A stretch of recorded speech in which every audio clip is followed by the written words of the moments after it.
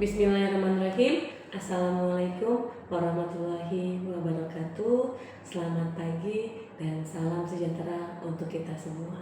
Perkenalkan, nama saya Dwi Alestari, SGZ MGizi. Saya adalah salah satu dosen tetap Prodi S1 Gizi Stikers Pertamedika Jakarta. Sejak tahun 2020, saya diangkat sebagai dosen tetap di Stikers Pertamedika Jakarta. Saat ini saya dalam proses mengikuti sertifikasi dosen yang diselenggarakan oleh Kementerian Dikti Saintek tahun 2025. Saya melakukan penyusunan dokumen penyataan diri dalam unjuk kerja Tridharma Perguruan Tinggi atau PDD UKPT dalam bidang pengajaran. Sistem pelajaran yang saya anut adalah DIA, yaitu adalah Delivery, Interaction, dan Assessment. Di mana delivery itu saya menyampaikan materi kepada mahasiswa bisa lewat tatap muka, bahan ajar, atau modul yang saya berikan melalui siakat atau Edlink. Di sana mahasiswa bisa membaca sebelum perkuliahan berlangsung. Selanjutnya adalah interaksi yang merupakan bagaimana saya menggunakan metode, yaitu dalam perkuliahan ini adalah ceramah, diskusi, dan simulasi kepada mahasiswa dalam menambah wawasan mahasiswa. Adapun pemaparan salah satu mata kuliah yang saya ampu yaitu adalah Kuliner 1. Mata kuliah ini merupakan mata kuliah wajib di semester 3 dengan bobot SKS 3 SKS yang terdiri dari 2 teori, 1 praktikum. Yang bertujuan memberikan pemahaman tentang prinsip dasar gizi dalam kuliner. Topik utama yang dibahas dalam Kuliner 1 ini antara lain adalah prinsip dasar gizi dan siklus gizi kuliner. Selanjutnya adalah proses persiapan hingga penyajian makanan. Pertemuan ketiga, pola dan standar resep. Pertemuan keempat, pengolahan lauk hewani, lauk nabati, sayur, buah, minuman, dan cemilan. Pertemuan selanjutnya adalah kaldu dan sup. Topik selanjutnya adalah makanan oriental, kontinental, dan timur tengah. Topik selanjutnya adalah tata cara makanan secara tradisional dan internasional. Dan topik terakhir yang kita bahas terkait bumbu dan rempah di Indonesia. Sedangkan capaian pembelajaran lulusan atau CPL dalam mata kuliah ini mencakup 4 aspek. Aspek pertama adalah sikap, selanjutnya pengetahuan, keterampilan umum, serta keterampilan khusus. Sedangkan untuk CPMK, capaian pembelajaran mata kuliah menekankan agar mahasiswa memahami seluruh proses kuliner berbasis gizi, dari perencanaan hingga ke penyajian. Rangkaian perkuliahan berlangsung selama 16 pertemuan, di mana terdiri dari 7 pertemuan sebelum UTS dan 7 pertemuan setelah UTS. Pertemuan pertama diawali dengan kontrak perkuliahan dan penjelasan terkait bobot penilaian serta rencana pembelajaran semester atau RPS. Pembobotan penilaian terdiri dari UTS 20%, UAS 20%, tugas individu atau kelompok 25%, praktikum 15%, sikap dan partisipasi adalah 10%. Metode pembelajaran yang saya gunakan dalam perkuliahan ini adalah student centered learning dan praktikum, di mana saya sebagai dosen bertugas memfasilitasi, membimbing, serta memberikan umpan balik kepada mahasiswa selama proses pembelajaran. Demikianlah perkenalan dari saya dan menggambarkan mengenai mata kuliah Kuliner 1. Untuk informasi lebih lengkap, silakan simak video berikut ini. Terima kasih. Wassalamualaikum warahmatullahi wabarakatuh. Oke, bismillahirrahmanirrahim. Assalamualaikum warahmatullahi wabarakatuh. Waalaikumsalam warahmatullahi wabarakatuh. Apa kabar kalian semuanya hari ini?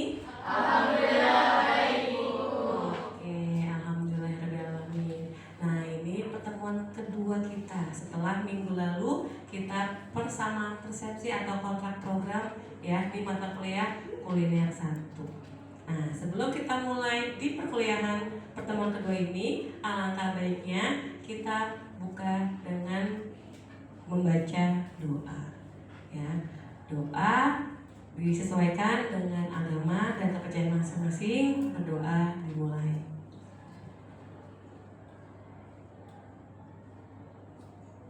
Amin ya rabbal alamin. Oke, di pertemuan kedua ini kita akan belajar terkait prinsip dasar kuliner, ya, dimana di pertemuan ini merupakan CPMK kedua, yaitu metode pembelajarannya dengan cara diskusi dan ceramah dari saya. Jadi saya harapkan kalian setelah saya paparkan, kalian bisa ingin bertanya, silahkan bertanya. Seperti itu teman-teman. Oke, kita mulai. Ya, di sini kita akan belajar tentang tujuan pembelajaran. Ya, setelah mengikuti perkuliahan, diharapkan kalian mampu 4 komponen ini. Ya, yaitu menjelaskan terkait pengertian gizi kuliner, menjelaskan ruang lingkup dari gizi kuliner, dan menjelaskan kegiatan-kegiatan dalam gizi kuliner, serta menjelaskan tentang persiapan pengolahan makanan. Ya, dan di sini ada pokok pembahasan untuk materi yang hari ini saya berikan terkait pengertian, ruang lingkup, jenis kegiatan dalam penyelenggaraan kuliner, ya, lalu kegiatan dalam persiapan makanan. Oke, nah di sini di awal kita harus tahu makna atau pengertian atau definisi dari kuliner itu sendiri. Kuliner itu merupakan kegiatan, ya, pengolahan makanan atau seni makanan. Nah, saya tanya di sini, kalian sudah semester berapa sekarang? Iya. Nah, kalian masuk ke gizi, saya tanya, ada yang bisa masak? Bisa. Masak apa biasanya? Indonesia food. Apa lagi? Masak mie instan? Oh, yang sering-sering ya, masak mie instan ya. Oke, apa lagi? Oke, nah nggak apa-apa. Nah, itu bisa dikembangkan. Nggak apa-apa, kalian dasarnya sudah tahu, jadi bisa menerapkan di gizi kuliner ini. Ya, selanjutnya adalah kita belajar tentang ilmu gizi. Ya, dimana ilmu gizi ini adalah mempelajari tentang hubungan antara makanan dan tubuh kita. Ya, dimana tubuh kita ya itu butuh asupan makanan. Nah, asupan makanan itu memiliki nilai zat gizi yang kita pelajari di ilmu gizi.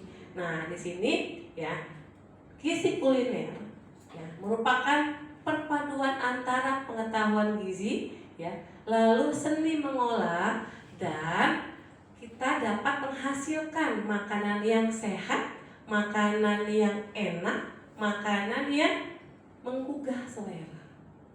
Ya.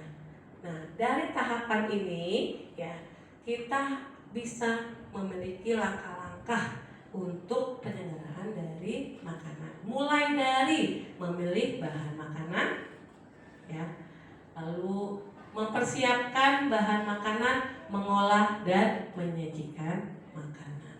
Oke. Nah, ini tujuan khususnya. Yang pertama, ya, kita harus menyediakan makanan yang seimbang, ya, dan teknik pengolahannya yang tepat. Nah, di sini teknik pengolahan banyak sekali yang kita akan belajar di belakang ya. Lalu dapat menyajikan makanan yang menarik dengan menggunakan berbagai teknik, ya, atau menggunakan garnish. Ya, garnish ini adalah, ada yang tahu apa? Hiasan. Nah, di sini garnish ini memiliki syarat untuk garnish, yaitu adalah dapat dimakan. Ya, jadi gunakan garnish yang dapat dimakan.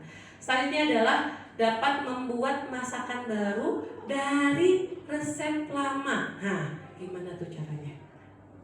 Caranya adalah dengan memodifikasi makanan, ya, memodifikasi makanan dengan resep yang sudah ada, lalu kalian tambahkan jumlahnya atau kurangi jumlahnya, ya, atau merubah bentuk dari bahan makanan itu sendiri. Nah, nanti di pertemuan selanjutnya kita akan belajar tentang indikator modifikasi resep, ya. Oke, selanjutnya adalah ini untuk memenuhi kebutuhan tujuan tersebut, apa yang kalian harus kuasai. Yang pertama adalah pengetahuan ilmu bahan makanan. Kalian semester 3, semester 1 kalian sudah belajar ilmu bahan makanan. Nah, ilmu tersebut kalian terapkan, ya, di kuliner 1. Karena pada di kuliner 1 ini ada teori, ada praktek yang saya sudah sebutkan di pertemuan kemarin, ya. Jadi di praktek kita itu bisa menentukan bahan makanan yang segar atau yang tidak segar, ya, seperti itu. Nah, di sini setelah kita belajar ilmu bahan makanan, kita juga tahu, ya, mengetahui tentang resep masakan. Nah, di kuliner ini saya harapkan kalian mempunyai buku saku, ya. Buku saku kalian adalah resep masakan, ya, untuk referensi kalian dalam apa? Merencanakan menu, ya. Selanjutnya adalah pengetahuan ilmu gizi.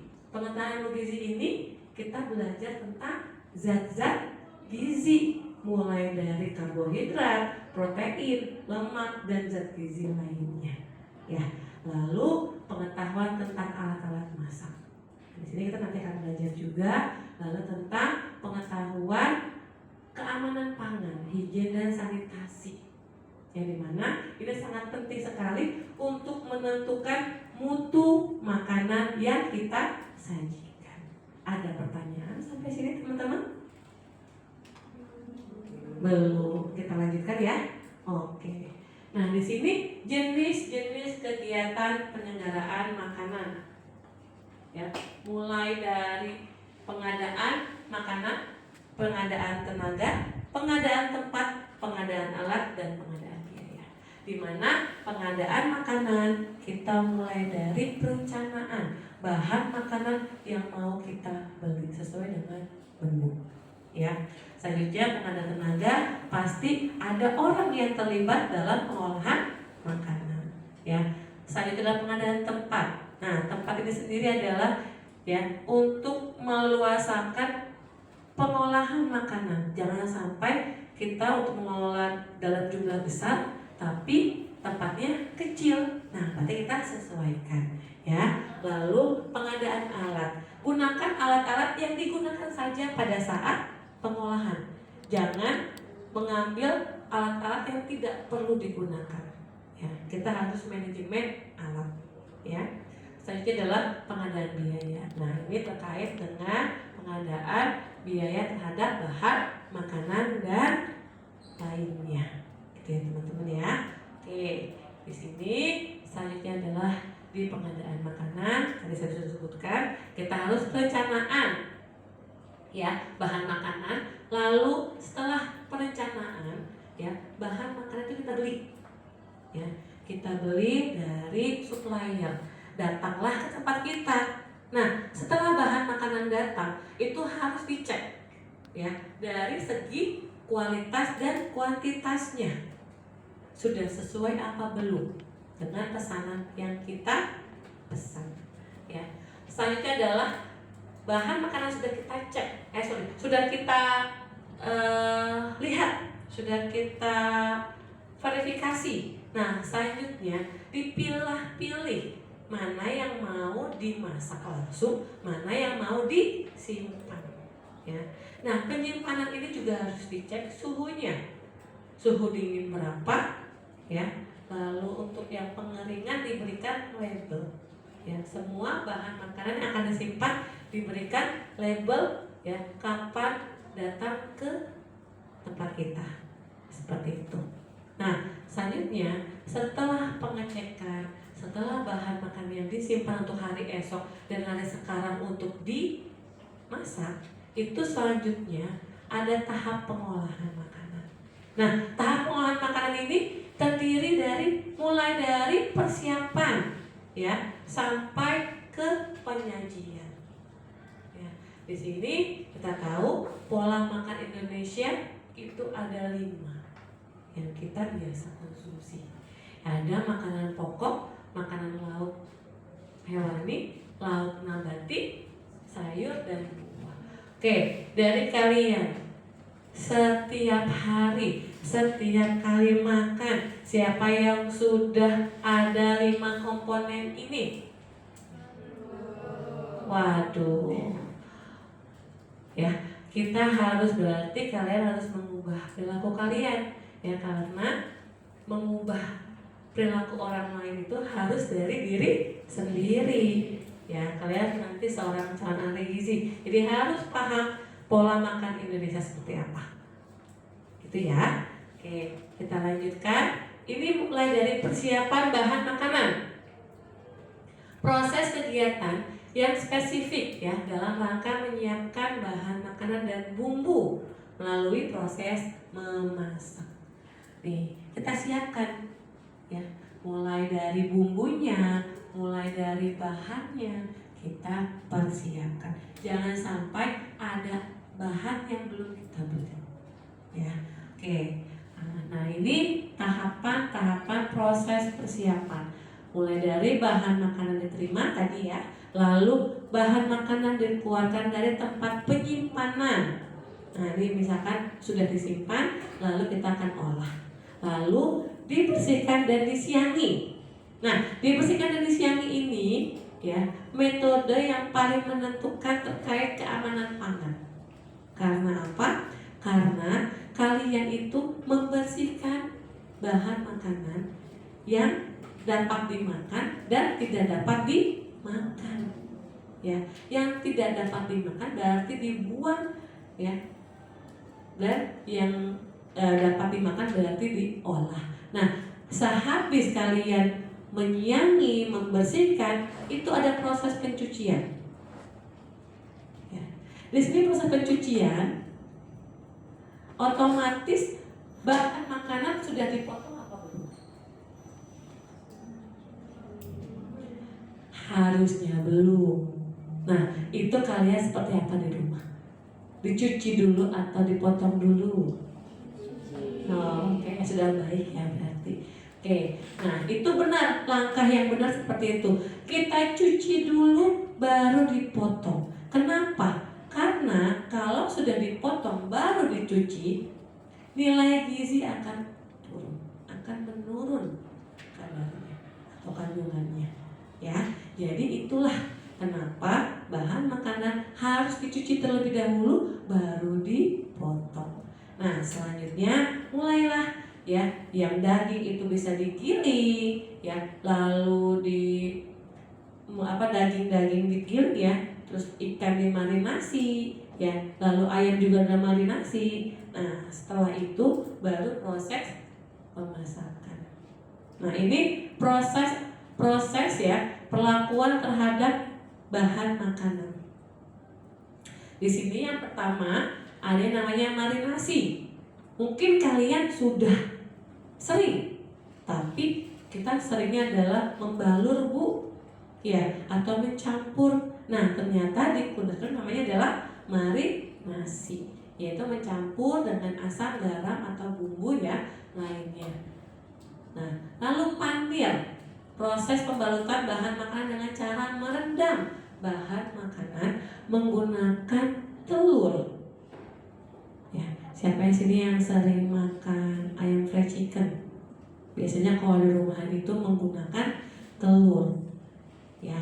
Atau kalian perkedel, tahu? Nah, itu juga ya, membalur menggunakan telur seperti itu. Supaya apa sih fungsinya? Kalian tahu? Melekat, atau tidak pecah ya, karena bahan di dalamnya terlalu lunak seperti itu. Lalu farsir, nah di sini adalah membungkus bahan makanan dengan daging. Sudah pernah ada yang lihat membungkus makanan dengan daging? Ini biasanya makanan kontinental ya. Makan di luar sana sering sekali membalurnya atau membungkusnya dengan daging. Kalau kita dengan kulit ya, kalau mereka dengan daging seperti itu. Lalu ada lagi blanching. Blanching ini adalah pemanasan tipe pasteurisasi yang dilakukan pada suhu kurang dari 100 derajat Celcius selama beberapa menit dengan menggunakan air panas ya, lalu diangkat, diganti dengan menggunakan air es.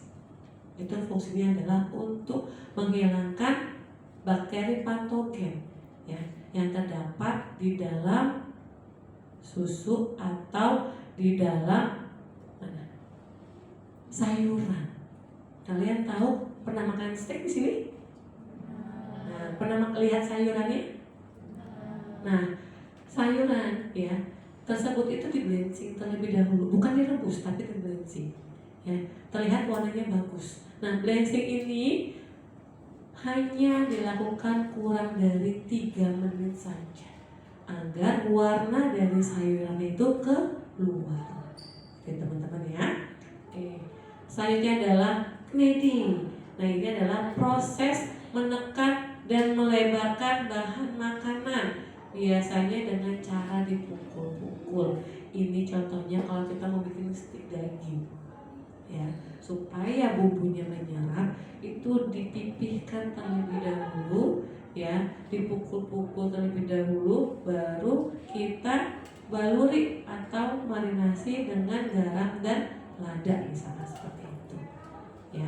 Itu perlakuan terhadap bahan makanan sebelum proses pemasakan. Oke, selanjutnya, nah, ada yang mau ditanyakan sampai di sini? Silakan. Oke, sebentar ya. Silakan. Sebutkan namanya. Saya Sugianto Roson. Saya mau bertanya Bu, gimana sih Bu cara terbaik untuk mempertahankan kandungan vitamin di saat kita tuh masak sayur? Karena kan kita kadang ada sayur tuh yang direbus kayak bayam. Nah, itu kan pasti kayak kecap Bu. Itu gimana Bu biar caranya kandungan vitaminnya itu tetap bertahan? Oke, terima kasih. Ya, pertanyaan yang bagus ya dari Joy. Nah, di sini kita untuk mengolah makanan dari jenis sayuran itu memang harus banget diperhatikan. Kenapa? Agar nilai gizinya tidak hilang. Yang pertama, tekniknya adalah ya, prosesnya dengan api kecil. Ya. Lalu potongan dari sayurannya tidak terlalu kecil.